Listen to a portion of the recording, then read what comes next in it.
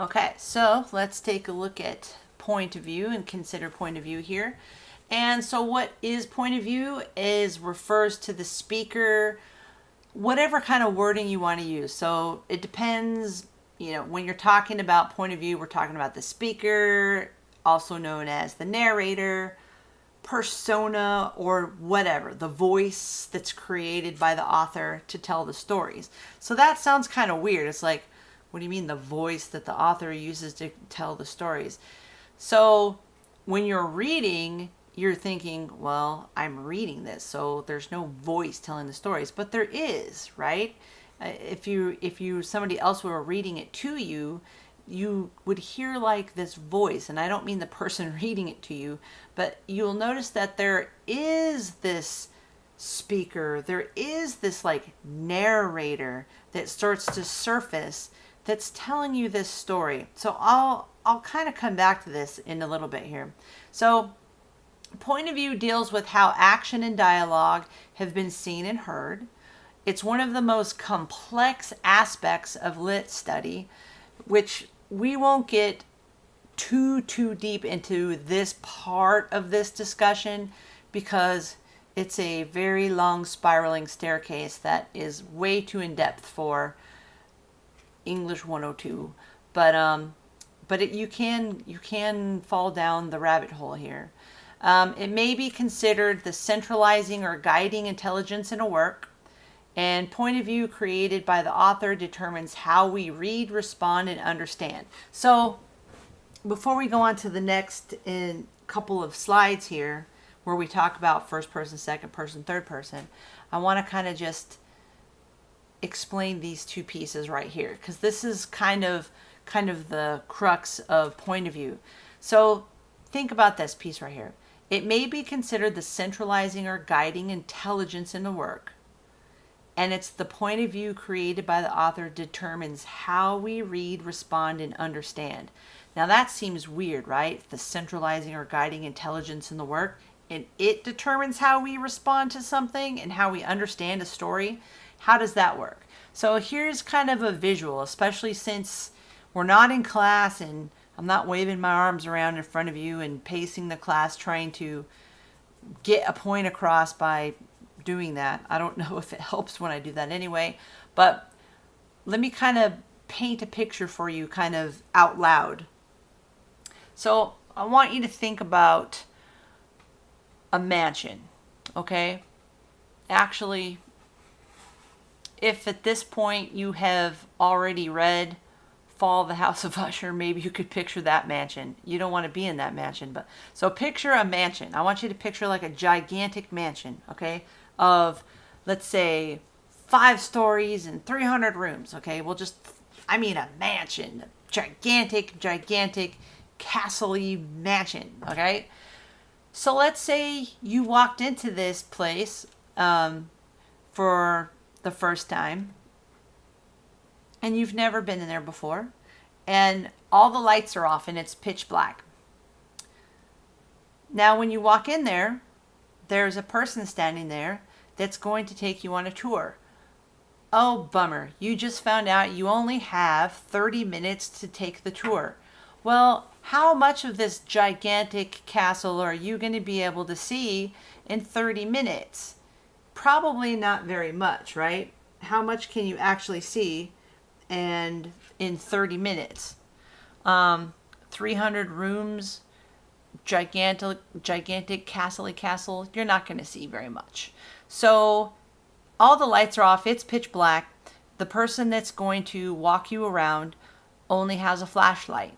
So you're going to follow this guide through this castle for the next few minutes, and you walk in and out of a few rooms and up and down a couple of staircases, and let's say she, just because I need a pronoun, flashes her flashlight into a few rooms and turns on a couple of lights in a few rooms and goes up and down some staircases. So what you got to see was a couple of grand bedrooms and a study and a library that were just gorgeous, all decked out in these royal burgundy colors.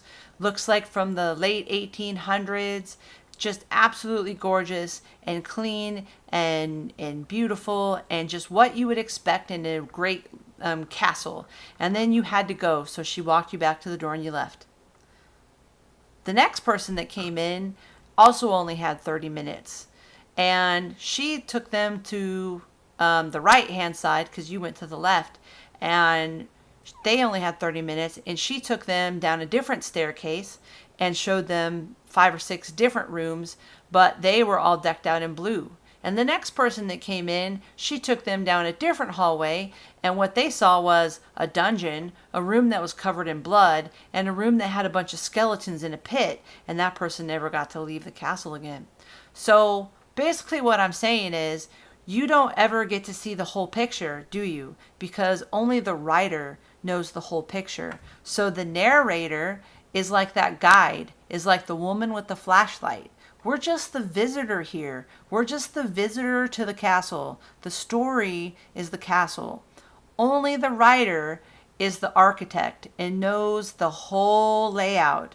So we just get to be the visitor. The narrator is the person with the flashlight that lets us see just into whatever corners they want us to see into. So that's why they become the centralizing or guiding intelligence in the work, because we don't really know where we're going. They're the ones walking us through. So we're listening to their voice walk us through the story, right? The narrator is telling us where we're going and who's doing what. But we have to trust that voice and trust where they're taking us, because otherwise we have no idea. We're only seeing the story through their eyes, just like we only saw the castle through their eyes and their flashlight.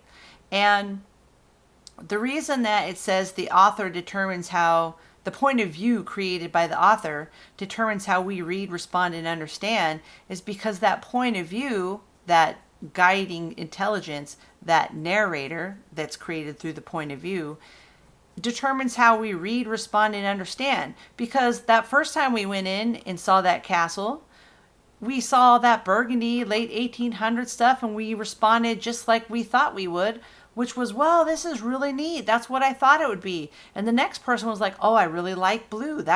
They responded accordingly. The last person responded how they should have too, screaming and trying to run until they couldn't. So, right?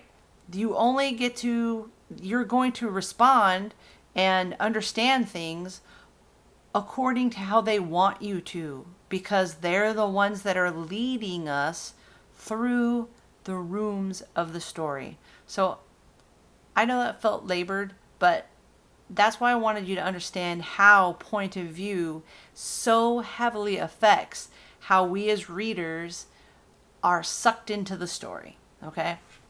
All right, I'll stop talking about that now. Okay. I swear this is going to make sense as we move forward through this. The accident point of view through an accident report. So I found over time that by not explaining this, it actually confused people. So this is somehow in my mind, this just made sense because I was the one who made this absolutely horrifying mess of clip art, because that's all I had to work with when I made it originally. So this is supposed to be a street corner, I'm sorry to say. So we're going to pretend that this is a street corner, okay? And this is supposed to be a street intersection, and this is a sidewalk over here where Lisa is. Lisa's on a street corner. Fran is walking down the sidewalk here. The independent reporters, somehow carrying their dog in a box, are walking down the street sidewalk over here. And Bob and Frank have driven down one street. Bob was driving down this street, and they've crashed at the intersection. That's what we're looking at, okay? So the scenario, that's the scenario. 3 different sets of people are walking down the sidewalks, and then Bob and Frank have crashed in the intersection. That's the scenario, all right? That's the background here. And The idea here is that there's been an accident, and that when the police would show up, I don't have a little piece of clip art, so we'll just pretend the police have shown up.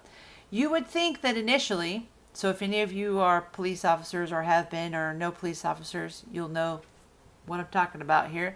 Initially, we would think, because I'm not a police officer, I would think in my mind that the police officers would show up and be like, oh, okay, we have a small fender bender here. Nobody was hurt. Well, maybe Bob was, because he seems to have been ejected.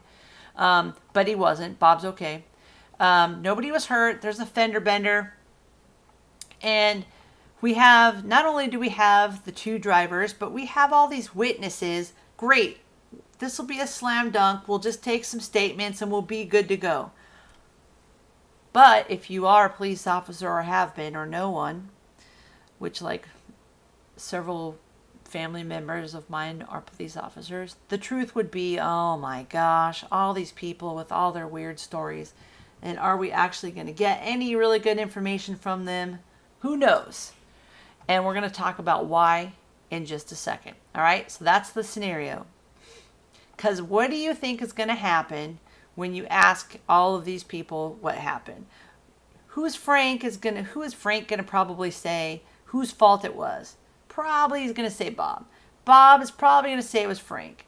So it's going to be an interesting thing when you start asking people. So Frank said it was Bob. Bob said it was Frank. Fran said she saw the whole thing and it was Frank's fault. The independent reporter said that these two guys were street racing in an illegal street race and that they crashed and it was a big ball of fire, and that was very confusing to the police officers. Lisa said it was Frank also. So there's conflicting stories, from illegal street racing and balls of fire to Fran and Lisa saying it was Frank's fault to Frank saying it was Bob's fault. Who knows? So conditions that affect point of view. So these are things that you're supposed to be thinking of when you're reading a story, although it kind of works for real life too. Conditions that affect point of view, right? You need to consider the physical situation of the narrator, right? So qualifications or limitations as observer, as in, what was there? Was it in the middle of the night? How far away were they? Do they wear prescription glasses? And are they 95 years old? And was the person wearing all black and a hoodie and a ski mask at midnight on a moonless night? And were they 500 feet away from a person wearing bottle thick glasses and they're like 104? Could you really say that was the person who took your vase off of your doorstep? You know what I mean? So it's like, think about the physical situation of the narrator. Were there qualifications or limitations as the observer? So let's go back to our thing. So as the police question more and more and look into the situation, they find out later that Lisa, with her little clipboard, as she was walking down the sidewalk, had actually dropped her clipboard and was bent down picking it up when the accident actually happened. So she actually did not see the accident happen. She heard it, of course, squealing tires and crunching up of fenders. And so she didn't actually see it because at the time she was looking down at the ground picking up a clipboard. So her physical situation limited her sight and she did not actually see it happen. Speakers' intellectual and emotional positions. What did they have to gain or lose from what takes place, right? Were their observations possibly colored or tainted by their interests? So that's going to be an issue for almost everybody else in this entire scenario. Obviously, our two drivers have something to gain and lose by blaming each other just because nobody wants to be to blame for an accident. But in particular, we find out that Frank is driving on a suspended license. So he definitely doesn't want to take the blame because he's going to be in even deeper kimchi because he was driving on a suspended license and you don't want an accident on top of that. Bob, we find out, is actually driving his wife's car. And his wife, we'll find out later, is gone for the weekend to her mother's house. And the last thing she said to him was, whatever you do, don't touch my car while I'm gone for the weekend. So the first thing he did was take his wife's car out for a spin and got in an accident. So that might be why Bob has possibly left the scene of the accident, which means he's going to be in really deep trouble and he doesn't want to be the one that's blamed for the accident. So both of them have a reason to not want to be at fault for the accident. So they're going to blame each other. Okay? We get to Fran and we find out, Fran who said it was Frank's fault, we find out that the reason why Fran is really putting her way down the sidewalk here is she was on her way to Frank's house anyway with this club because she's actually Frank's ex-girlfriend. So I would say that her experience would already have tainted her feelings towards Frank to blame him anyways. And why was she angrily going down the street to Frank's house with a golf club anyhow? It's a good question. So then we have the independent reporters. And independent reporters would indicate that the only way that they could sell a story, especially not, as being independent reporters, is if it was a good story and had something of interest to sell. Well, two over-the-hill males who bumped into each other in a fender bender at the intersection was not going to be worth selling to the networks. Nothing really happened. But saying that two rival gangs in an illegal street race have crashed and burned in the middle of a busy intersection with shocked onlookers, now that might sell. So the police, can they really trust their story? Probably not. They have something to gain, which is money, right? They need to be able to sell their story. So now we can't trust anybody. Everybody has something to gain or lose because of their position, right? So for our purposes in here, point of view is strictly narration. We're not talking about ideals and ideas point of view. We just mean the narrator point of view. So we're going to talk about first person, second person, third person. So first person is what we were just kind of talking about just now. First person point of view, the narrator personally witnessed the events. This means I was involved in this. I did this. I had an accident. So the only people that were first person point of view, as in first-hand experience,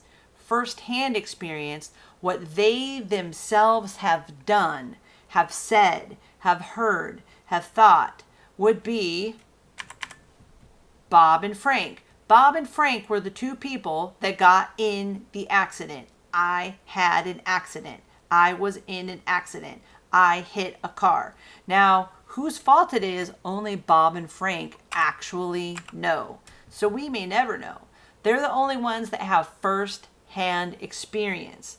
The next one down the row for first person is first-hand witness. A first-hand witness is what they have observed others doing directly. And so the people who were there to witness directly, would be Fran. Fran was standing right there watching when these two hit each other. The independent reporters were also standing there when Bob and Frank hit each other. So they were there to witness these two hit each other. Okay? So they become first-hand witnesses, which usually can be called on in court. A second-hand testimony, which you'll hear if you ever watch any court type of TV, is called hearsay. It's like gossip. Second-hand testimony means you did not get in the accident yourself and you didn't even witness the accident yourself. This means that you heard about it from somebody else. That's sort of pointless, right? And Lisa falls into that category. Lisa was bent over picking up her clipboard. She didn't even see the accident. So why did Lisa put the blame on Frank? Because as soon as the accident happened and she stood up, immediately Fran ran over and told Lisa, "Oh my God, did you see that guy in the green car hit that other guy?" So Lisa just sort of imprinted that on herself, that when she heard it all happen and Fran immediately blamed Frank, Lisa just assumed that that's what happened. So she didn't see it. She just took it that that's what happened because that's what she heard happen. So inferential and conjecture are similar, just a little bit different from each other. Inferential is what they are able to infer from information that they've discovered. And conjecture is imaginative or intuitive information, what they think characters may do based on information that they have. So inferential means you already know a bunch of information and you're trying to gather together and infer what has happened here based on the information that you already know. Conjecture is trying to imagine what they may do in the future, maybe. Not usually what they have done, but usually more of what they will do, or what they have said, or what they will, what they will do in the future based on what you know now, based on information what you know now. So conjecture usually gets slapped down inside of like a courtroom also. Now when you're watching stuff, like if you get to know characters really well, like if you have a favorite show that you watch or a favorite series of books that you read or anything like that, then you feel like you get to know characters really well. And if the writers do something weird, I've heard people say, and I've said it myself, that seems out of character. They wouldn't do that because, well, we even say that about people that we know, right? I mean, it's kind of conjecture. You're figuring, well, I don't think so-and-so would do that, so no, or I don't think so-and-so would like that because I know them pretty well. It's conjecture, but it's still based upon information that we know.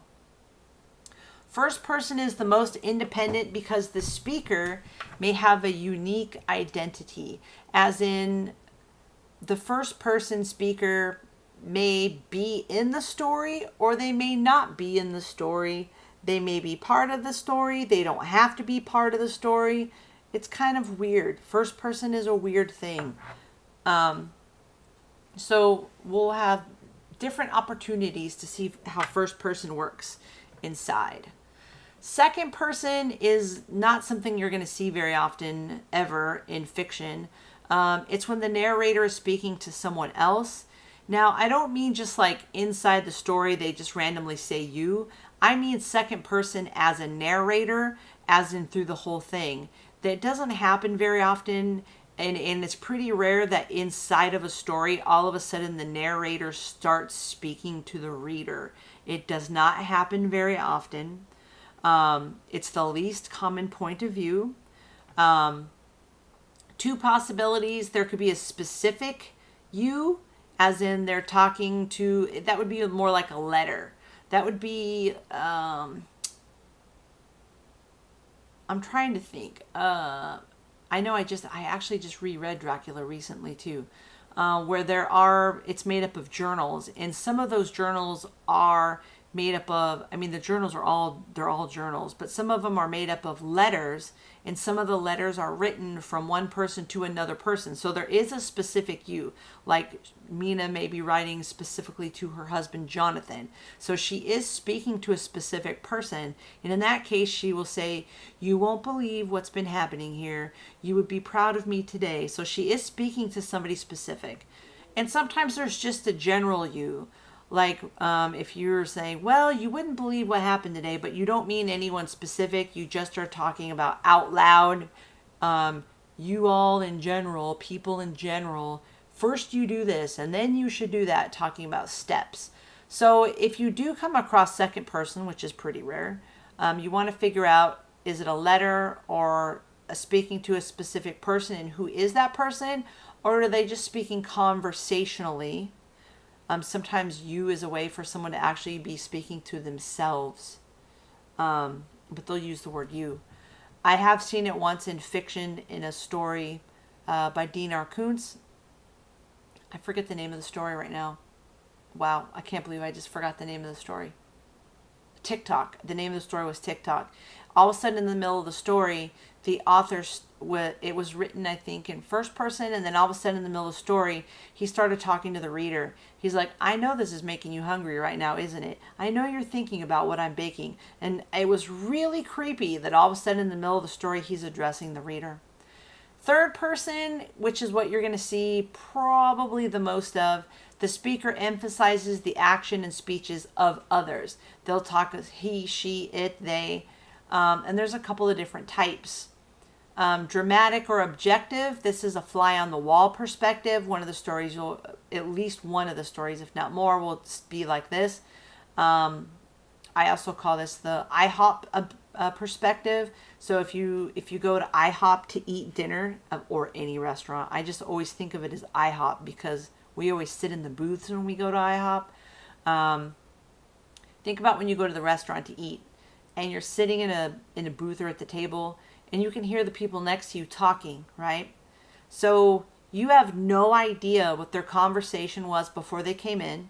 You don't know anything about them. You don't know their background. You don't know their story. You don't know what's happening with them. You certainly can't read their minds. And you don't know what's going to happen to them when they leave. And you don't know the rest of the conversation they're going to have.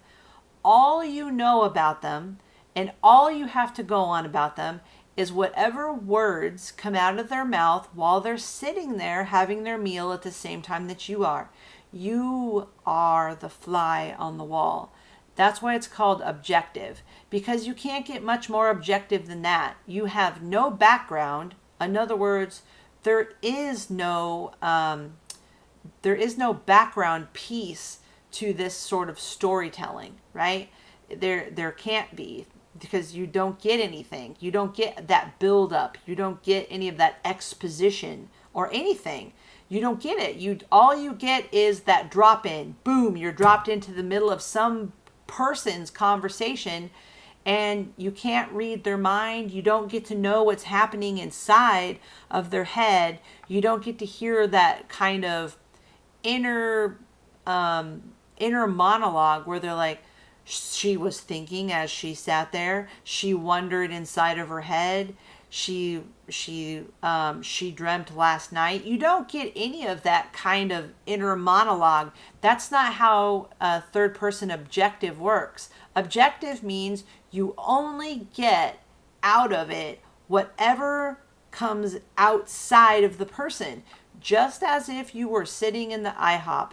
In the IHOP, you don't get to hear what the person's thinking inside of their head. You only know what they say out loud, right?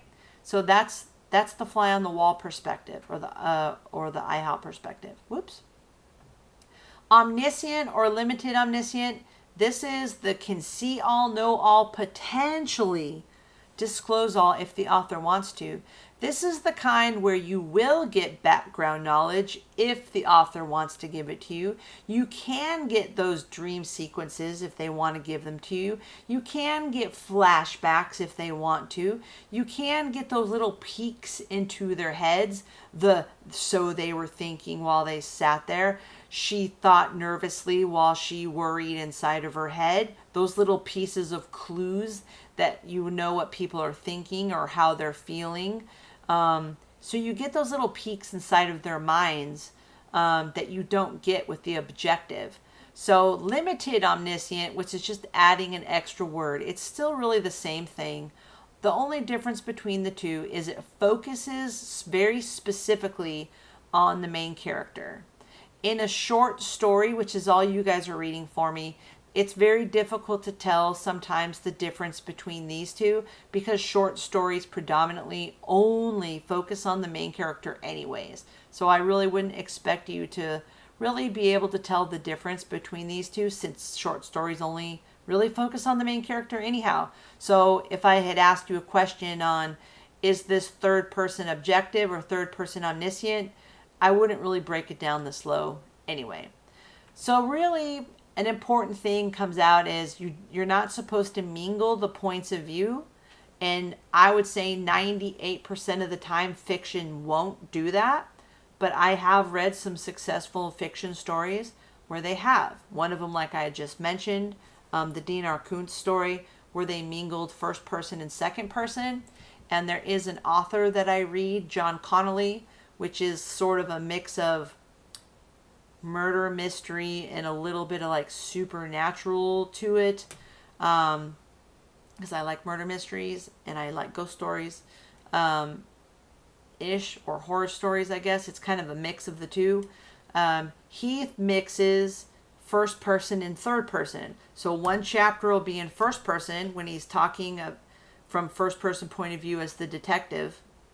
And then the next chapter will be in third person omniscient, where he's talking from a different point of view to let you know what's going on in the rest of the story, like what the bad guys are doing or what the other characters are doing. And then the next chapter goes back to first person from the point of view of the detective. It's very weird, but it's well written, and it's really good story writing. It doesn't seem like it should work. And normally I would say if the author wasn't absolutely on their game, it would be a train wreck. Somehow he makes it work. So it's pretty rare to see the mingling points of view, but once in a while it's going to happen. So that would be the end of point of view. Hope that made some sense.